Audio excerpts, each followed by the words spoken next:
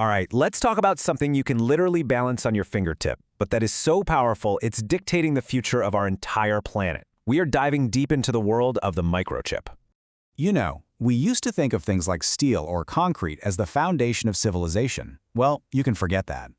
Today, the real building block of our world is silicon. The semiconductor chip, it's this microscopic marvel that powers pretty much every single electronic thing we use, from the smartphone in your hand to the most powerful supercomputers on Earth. And we're not just talking about cool gadgets here. This tiny component is the engine driving almost every part of the global economy. I mean, just think about it for a second. Cars, banking, healthcare, communications, they all depend on chips. If the chips disappear, our world grinds to a halt. It's that simple. But here's where it gets really interesting. This thing that we all need, this indispensable little object, is at the very heart of a massive, high-stakes power struggle between nations. The ability to design and, even more critically, to manufacture these chips, well, that's becoming the new defining feature of global power. So, before we can really get into why countries are fighting over these things, we have to appreciate what they are. We need to understand the absolute miracle of science that goes into making just a single one. The journey from a grain of sand to a working microchip it's mind-blowing. It all starts with purifying silicon to a level that's almost hard to comprehend. Then, that ultra-pure silicon is melted down and grown into this perfect single crystal cylinder, which then gets sliced into these paper-thin wafers.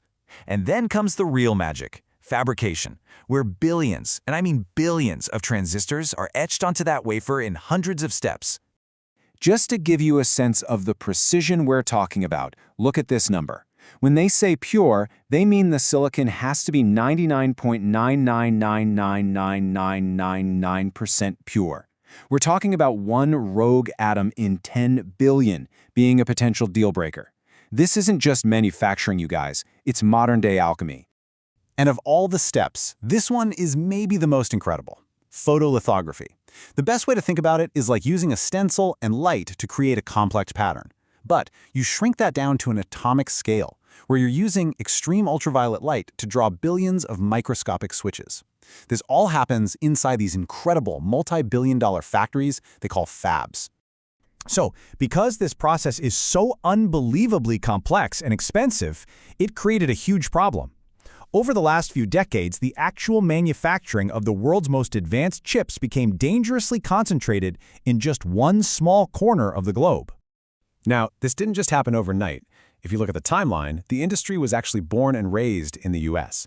But then, around the 1980s, American companies started to focus more on designing the chips and outsourcing the super expensive manufacturing part. This created a huge opening for companies like TSMC in Taiwan, who basically perfected the foundry model. They just became the world's factory for hire, and they got so good and so efficient that the entire industry's center of gravity just shifted right over to East Asia. And this chart just lays it bare. I mean, look at that. When we talk about the most advanced logic chips, the brains that power AI and our best computers, Taiwan makes the overwhelming majority. South Korea is a big player too. But the rest of the entire world? We make up a tiny slice of the pie. This is the very definition of a fragile supply chain. Okay, so why does this matter? Who cares where they're made, as long as we can buy them? Well, it matters a lot because the stakes in this high-tech bottleneck are absolutely enormous, and they affect every single one of us. You can really break the risk down into three main categories. First up, national security. Your most advanced fighter jets, missiles, and communication systems are worthless without these chips. If your supply gets cut off, your military is crippled. Second, economic stability. We saw this during the pandemic. A chip shortage can shut down car factories and send shockwaves through the entire economy. And third, the future itself, technological innovation. The next generation of AI, of quantum computing, it all depends on having a steady supply of next-generation chips. And all this risk has ignited what is basically a technological arms race, with the US and China as the main players. The US strategy is to use things like export controls to keep its most advanced chip technology out of the hands of its rivals.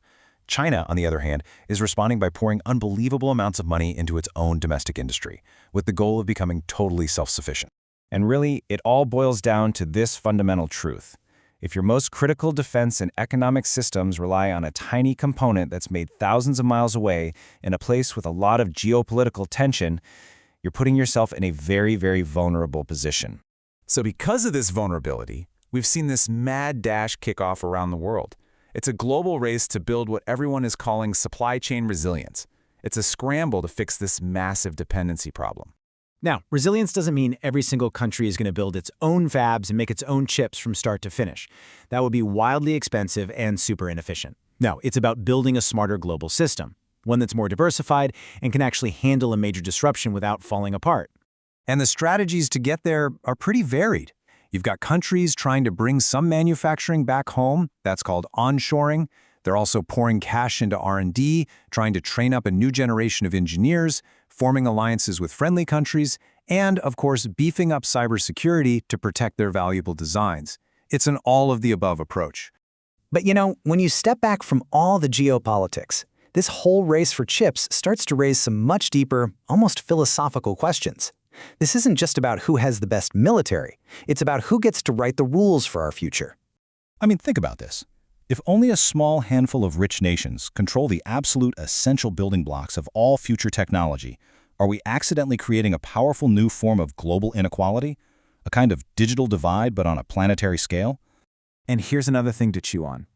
Competition is usually good, right? It drives innovation. But what if the world splits into these competing tech blocks that refuse to cooperate or share knowledge? Is it possible that a fragmented world with different standards and walled gardens could actually end up slowing down human progress for everyone? So in the end, this fight over microchips isn't really about silicon. It's about who gets to shape our societies, our economies, and the very path of human progress in a world that's going to be run by AI. The future, it seems, is being etched in silicon, one atom at a time.